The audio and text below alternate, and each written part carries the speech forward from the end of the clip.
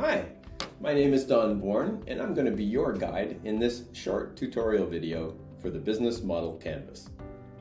The Business Model Canvas is a really amazing tool, and we're going to talk about what it is and how it can help you. First of all, it helps you to design, test, and iterate your idea, or most likely several ideas. It helps you organize all of your thoughts and gets them onto one piece of paper so that you can visualize it. Different than a business plan, it's a singular page. And it really helps your team, the people that are working with you, help brainstorm and ideate all the different aspects of taking that product or service to market. The other thing that it's really good for is it's a foundation to help you prepare for a business plan, should at some point you find that you might need it. So what makes up this canvas? What keeps it all together? The canvas is made up of 9 sections. We're going to take a deeper dive into each one of these sections. I'm just going to give you an overview right now. First, we start with customer segments. This speaks about the customer that's going to need and want your product or service. The value proposition, that speaks directly to what it is that you're actually creating. The channels on how you're going to get that product or service to the customer. The customer relationships, your ideas on how you're going to get your customers and keep them and grow them. Revenue streams, that talks about what it is you're selling, your price point, how you're going to get paid. The key resources, these are the things that you're going to need to get this started at the very beginning. And the key activities, it's a chronological order of things to do, your shopping list of all of the things that you need to do to make this happen.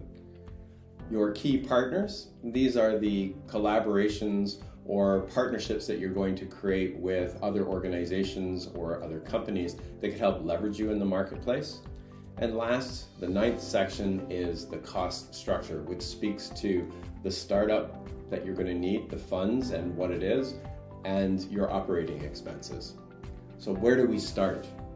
This is a really big challenge because we're full of ideas. We really, we've got these napkins with scribbles on them and paper and notes in a computer and files.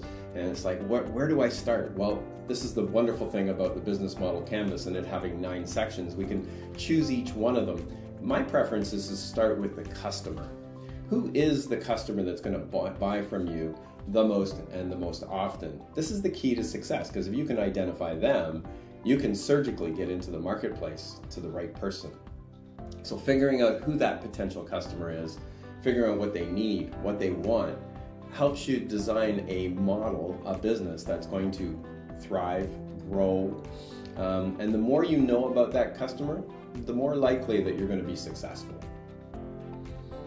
So why is it so essential to know the customer? It helps you understand the message that you're going to engage them with. You're going to talk differently to different generational demographics, someone that's a baby boomer versus a millennial, and we'll talk more in depth about that. And which platform you're going to reach them with. Think again about generational demographics. Baby boomers may use a social media platform that's completely different than a millennial. They may not even use a social media platform. So if your solution, your product or service, is designed towards a baby boomer demographic, you're going to have to think about, how am I going to get the message to them? How often they might buy your product or need your service. Also, when they're going to need and want it. So it's not just how often, but when. So all businesses have seasonality. At certain times, people may wish your solution in the summertime and not in the wintertime. Think about an ice cream store. Any influencers in their decision process. It goes back to that customer and client piece. So why is it so essential to know your customer? It's going to help you understand and design the message that's going to engage them. When you talk to different age demographics, you probably change the way that you would speak to them, the language that you would use. And then which marketing platform that you're going to use that message to reach them. When you look at generational demographics, you could look at, say, a baby boomer, and if your solution is designed for that baby boomer, they may still be using traditional media like newspapers and magazines versus social media. How often they might buy the product. So this could be, I'm going to use an ice cream store for as an example. Do they go there every day, or is it a weekend treat? And then when do they need and want the solution? Again, with the ice cream store, probably the summertime is when they're going to need it.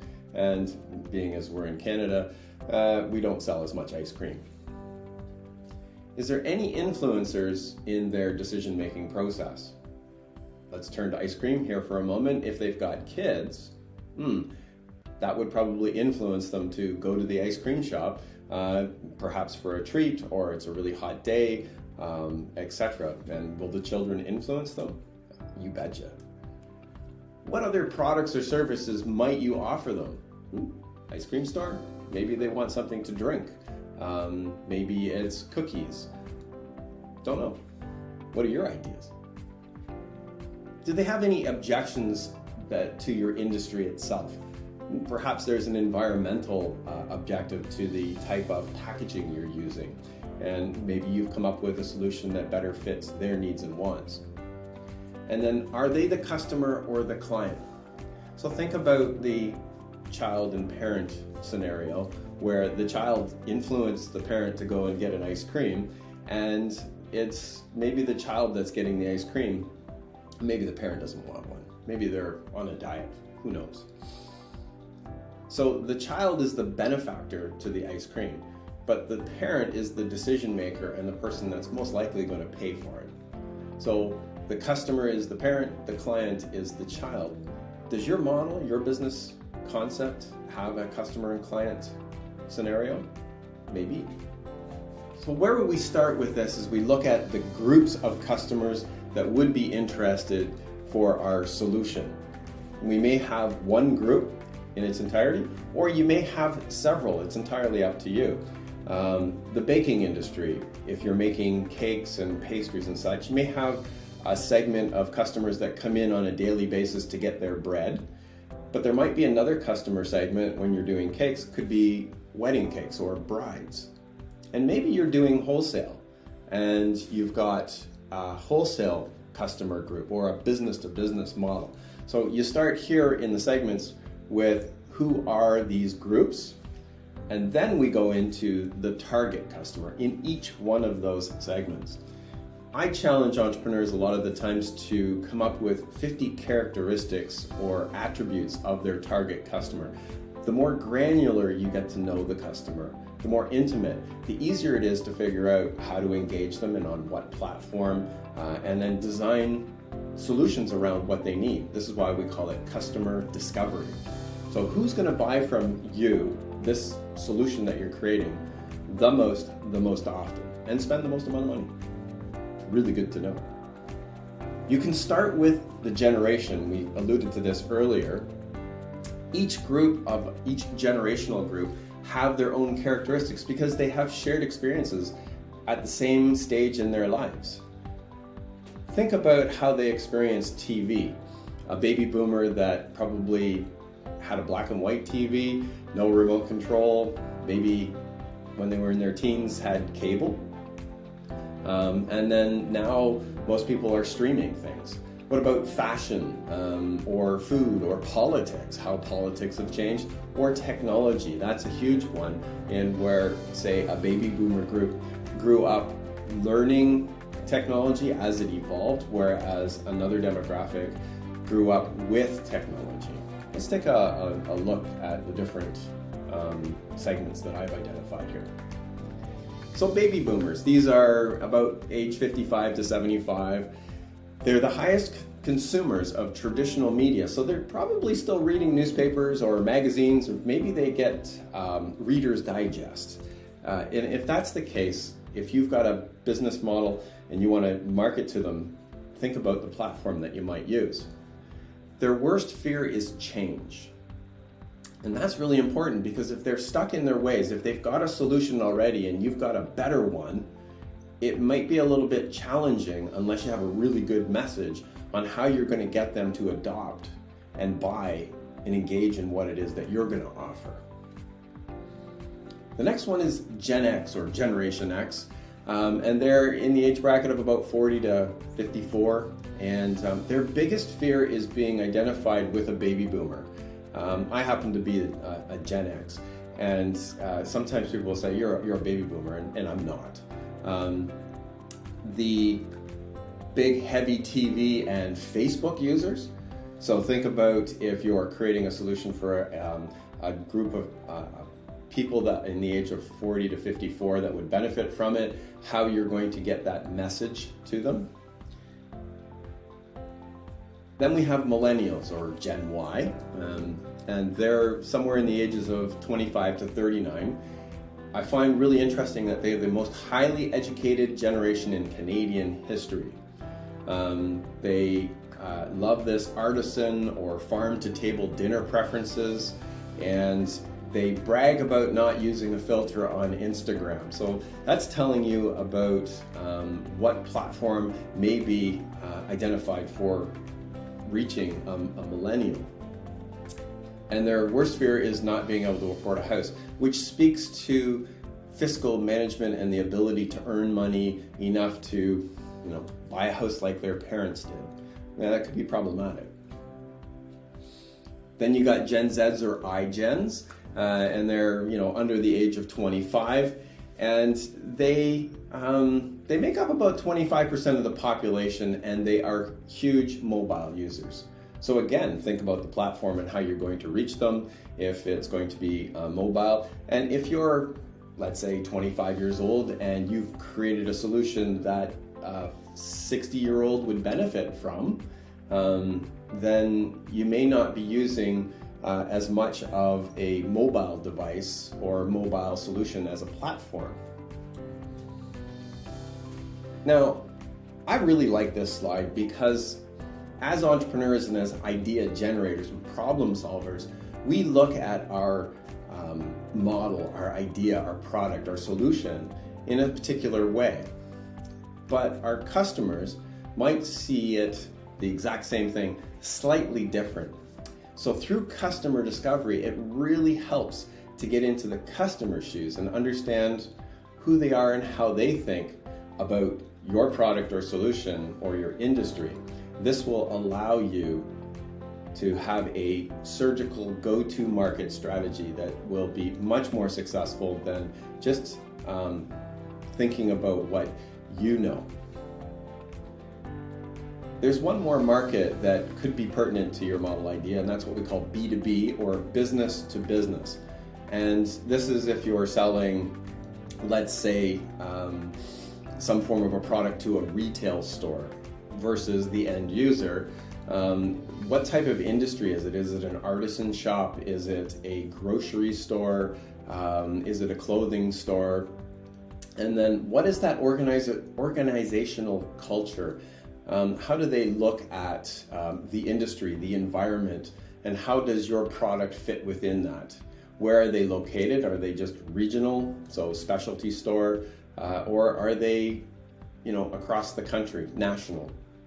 And then who are these key decision makers? There may be some gatekeepers to getting to the decision makers, so you're going to have to consider that, as well as the key decision makers. Are they the ones that you're going to be talking to initially, or are you going to be talking to somebody else and they're going to be talking on your behalf? The size of the business, perhaps the budget that they may have, or the sales that they're doing, and how does that relate to your business model? Now we're going to go into the second big pillar on the business model canvas, and that's called value proposition. We're going to play a short video on the value proposition done by Strategyzer, and you can go onto YouTube and type in value proposition canvas and look for Strategyzer and watch this again if you need to. Every day, companies design products and services to improve their customers' lives. But 72% of new product and service innovations fail to deliver on expectations. This means that customers don't care about 7 out of 10 new products introduced to the market. It doesn't have to be this way. Just like you create value for your business with a business model canvas, there is in fact a tool to intentionally visualize, design, and test how you create value for customers. It's called the Value Proposition Canvas. The Value Proposition Canvas is composed of two parts, the customer profile and the value map. With the customer profile, you describe the jobs your customers trying to get done. Jobs can be functional, like getting from A to B, social, like impressing friends and colleagues, or emotional, like gaining peace of mind. You highlight your customers' pains, which annoy customers while trying to get a job done. Pains and negative outcomes that customers hope to avoid, like dissatisfaction with existing solutions and challenges, frustrations, risks, or obstacles related to performing the job. And you outline customer gains, which describe how customers measure the success of a job well done. Gains are positive outcomes that customers hope to achieve, like concrete results, benefits, and even aspirations. Use the customer profile to visualize, test, and track your understanding of the people or companies you intend to create value for. It's a map that becomes clearer the more you learn about your customers. The second part of the canvas is the value map. With it, you list the products and services your value proposition builds on. You describe in which way these products, services, and features are pain relievers, how they eliminate, reduce, or minimize pains customers care about, making their life easier. And you outline in which way they are gain creators, how they produce, increase, or maximize outcomes and benefits that your customers expect, desire, or would be surprised by. The value map makes explicit how your products and services relieve pains and create gains. Use it to design, test, and iterate your value proposition until you figure out what resonates with customers. You achieve fit by creating a clear connection between what matters to customers and how your products, services, and features ease pains and create gains. Great value propositions target essential customer jobs, pains, and gains, and do so extremely well. Your customer profile may contain countless jobs, pains, and gains, but your value map highlights which ones you intend to focus on. But don't forget, an outstanding value proposition can still fail if your business model is flawed. Successful companies embed outstanding value propositions in scalable and profitable business models. Use the value proposition canvas to create products and services that customers want. Get started at strategizer.com.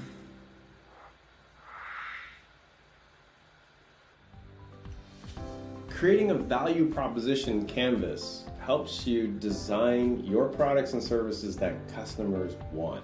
This canvas is really unique in the sense that it forces you to design after you've observed the client. Designing a product or service that the customer needs and wants. A value proposition canvas will help you do that, and as you can see, it's extracted from the business model canvas, those two big pillars. What I like about it is that it forces you to observe the customer, understand what it is that they're trying to get done and their expectations, and then taking your idea, your business concept, your solution, product or service, and looking at it and making slight modifications, perhaps, or additions that fits better to your customer or potential. I wanted to talk a little bit more about the customer observations, the jobs, pains, and gains, these three sections. I'll use a car as an analogy on this one. So the jobs that a customer wants to get done, like getting from A to B, that's pretty straightforward for a car. Is there a social aspect of it? Perhaps, not necessarily, but maybe they have a vintage car that they like to drive around and show off at shows and such, so impress friends. And then the emotional component of owning a car. Well, do you have an emotional connection to your vehicle? Some people even name their car. Maybe. You could have one, two, or all three of those aspects in your business idea, your concept. Then we move to pains. These are the negatives that are experienced while trying to get that job done. So if you think of a car, maybe it's very expensive or it might need a lot of maintenance because it's a very specialized vehicle. And so this is what the customer is experiencing in this particular industry or market. And then you go to gains or expectations of the customer. What is it that they expect to get from this, the desired outcomes? So if it's functional and they want to get from A to B 5 days a week, dry and warm, their expectation is to have a vehicle that is worthy of fulfilling that. So their expectation, and maybe you've got a car that's extremely comfortable, that rides like a cloud. You're exceeding their expectations at this point. That's what you're looking for. The more you get to know about your customers, the more you understand what it is that they're looking for from the solution that you're contemplating bringing. So I created a value proposition during the pandemic, and I was looking at different products that were being brought into the marketplace and which ones were being successful and some not being accepted by the marketplace. And I chose PPEs, or personal protection equipment, and I created a value proposition, and you'll notice here that the sections are colored in where it came from the value proposition canvas. So I chose anti-fog comfort shields. They help frontline health workers, so nurses or someone that's working in a long-term care facility, or the person that was giving you the COVID shot. And they wanted to protect themselves while they could see clearly. And that's probably really important, especially if you got a nurse giving you a needle. It would be pretty important to them to be able to see where they're putting the needle. And then they really wanted to reduce the risk of infection so that they could go home and be with their family, and they're safeguarding their family's health as well. So their expectations were that I could go home and not worry too much about being sick or spreading any type of disease. So the anti-fog comfort shields, this is a draft A, very, very basic. This is the message that you will create, and then you'll choose the platform, as we spoke earlier, that you're going to take to your customer. This is, as I said, draft A. My suggestion to you is to continue to work on your value proposition. It will become a message that will resonate with your customer and engage them and say, yeah, that's what I want. I love this slide because it's probably one of the most important for entrepreneurs. Crazy, busy decision makers, consumers, they really don't care about what you're selling. They really don't care about the car. What they do care about is what it will do for them. So think about your idea, your solution, your product, your service, and what it's going to do for the customer, but how they see it being done. Because we are all going to come in to this market space with an assumption, our biased opinion, and we don't want to move forward with those assumptions. We want to validate them. So talk to the customers, talk to people that have used the solution before. And if this is something that's new and innovative, think about talking to people that potentially could benefit from it and how they would perceive that benefit. We're going to take a look at the rest of the business model canvas now in more detail. As I mentioned, we have the 9 sections. We talked about the value proposition and the customer segments. We've done these 2 already, so now we're going to move to customer relationships. This speaks to how you're going to get your customers, your initial customers. You may be new in the marketplace, people don't know you exist. What are some of the ways that you will get their interest? And again, think about the demographics, your customer profile, and using the right platforms to engage them with.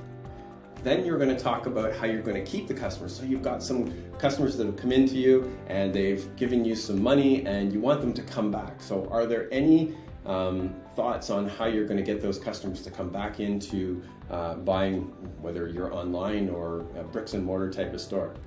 And then how you're going to grow that customer base. You want to continually grow and become more effective, more efficient, more profitable, and have more customers being satisfied. Can you use your existing customers as a sales force? Just a thought. Then we move to channels. And channels speak to how are you getting your product or service to the market space, to the customers. Now that could be bricks and mortars, that could be a storefront in a mall, or independently, or you could have an e-commerce business model where you're selling specifically online. whether it's Shopify or Etsy or your own e-commerce built within your own website. Then you could be mobile. You could be someone that's going to be car detailing specialized vehicles, and so you're going to be going to that location, and you would be mobile. Are you going to participate in markets, farmers markets, artisan markets, perhaps involved in events? Or are you going to have a studio where people can come and see you design and create the products that you're going to bring to the marketplace? Then we move to the revenue streams. Here's the money. What is it that you're selling? So you're speaking specifically to these revenue streams, and then are they being sold by a unit, by the hour, or by the project? So an accountant, per se, might charge by the hour, or the project. They wouldn't be selling a unit. Whereas if you're selling those ice creams, you would be selling it by the unit. And what would be the selling price, the average selling price? Remember, this is a model canvas we're modeling, so we're at the beginning. Is there any cost considerations that are going to affect our cash flow? How are you going to be paid, for instance?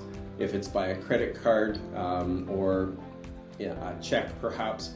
We'll go back to credit card. Is there a fee within the credit card that you have to think about when it comes to your costing model? And maybe you're doing that business to business concept where you're selling to another business, and you might be offering them terms, which means that they're not going to pay you right away. Maybe they'll pay you in 7 days or 21 days or 30 days. And so if you're delivering something to them, you've got to wait for that payment, and you still have to pay your bills. So is there anything that's going to affect your cash flow? That's what goes into this section. The business model canvas is divided into two halves, the left half and the right half. We've talked entirely about the right half so far, the value side. This is the side that the customer sees. Think about if they were to walk into a theater, they would see all of the things that the theater, the actors, and maybe the curtains and the stage, etc. So this is the part of the business that your customer sees. Whereas the left side is the infrastructure. This is the side that nobody really sees other than you. Let's talk about it. First, we're going to go to key resources. What do we need to start this business model? Do we need employees? Or is there tools that we might need to bring in? Or maybe there's some technology. If you're building an application, maybe you have to bring somebody in, maybe subcontract them to build out the framework for it, the user experience, etc. The one thing on here that usually confuses entrepreneurs is leaseholds. I'll explain that. So this is something that you have to spend money on in your business that you wouldn't be able to take with you. So if you bought a computer for your business and you decided, well, I don't want to do this business anymore, or it's not working out, I'm going to take that computer with me. It's an asset. Versus if you were in a bricks and mortar place and you painted the walls, you're not going to be able to take the painted walls with you. That's called a leasehold. Or maybe you subcontracted someone to write code for you. That's not something that you could actually take for you. You still have the code, but perhaps it's not relevant. So that's what a leasehold means. Then we move to key activities. This is the chronological list of things to do, because let's face it, you're going to be busy being busy. You're going to be doing all kinds of things. You're wearing lots of different hats. You're trying to come up with ideas. You're doing customer discovery. You're trying to figure out all the things that you need to create a very successful model for your business. And so it's broken into this acronym of being specific, measurable, attainable, relevant, and time-bound, or SMART goals. And what I suggest is choosing or figuring out the milestones, the big things that you need to get done.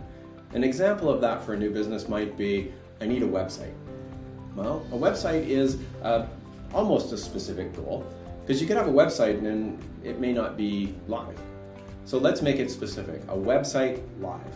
And if I'm starting up the business and I've got all the necessary resources and I'm figuring out what I need to do, I want to make that website live. Okay. what do I need to do to make that website live, and by what time do I want it done by? So time-based or time-bound. An example would be December 1st, website live. So there's the milestone. Now you deconstruct that milestone into bite-sized chunks of all the things that you would have to do to make that website live. You would need your branding and your graphics, probably some content, maybe a domain, and maybe you're going to hire a website developer or do it on your own. So all those things need to happen beforehand to be able to achieve that milestone. Quite simply, you're an entrepreneur, you're going to be busy. It's really, really important to create a shopping list of things to do. And don't forget, the best thing about making a list is crossing it off. Boy, what an achievement that feels like. Then we go to key partners. This is leverage within the marketplace. This could be your suppliers. It could be collaborators or other organizations that you're going to be working with, or they'll be marketing for you, letting people know that you exist. It gives you an unfair advantage in the marketplace. And that's a really good thing. So it leverages you out there, because if you're a startup, people don't know you exist. So it's really good to have those partnerships. And don't forget, if you're not networking, you're not working. Last but not least is cost structure. And I've divided it into two halves. One is the startup costs. So if I go back to key resources and I need these things to start my business, they probably have a cost associated to it. Remember that leasehold conversation? And maybe some equipment, maybe technology, maybe some supplies. And so what are the startup costs? So what are they for? And then the prices that go with it. And then we have on the right side the operating costs. And so the business is now in market. People are coming and saying, yes, I want it, and giving you money. And you've got to pay for certain things to keep that business running. It could be rent, but maybe it's home-based or it's online. Rent could be your website cost on a monthly basis. Communications. So people are going to try to get a hold of you. You might require a phone, a subscription to some form of a cell plan. If there's an automobile, if you are mobile, maybe HR, insurance. It's a really important one. Do you need insurance? And if so, what kind? And then office supplies, etc. The business model canvas, all 9 sections. We've talked about each one of them. I hope this one here has helped you understand what the canvas is, the tool, how it can help you, and how each one of the sections are all required and needed to create an effective and efficient business model. I want to thank you for taking the time to watch this short video. I really hope that this has been helpful for you, and this business model canvas will help you in your pitch, whether it be a short 1 or 2 minute or a 5 minute or even a 10 minute. This will give you all most of the necessary components to help you pitch successfully. Good luck.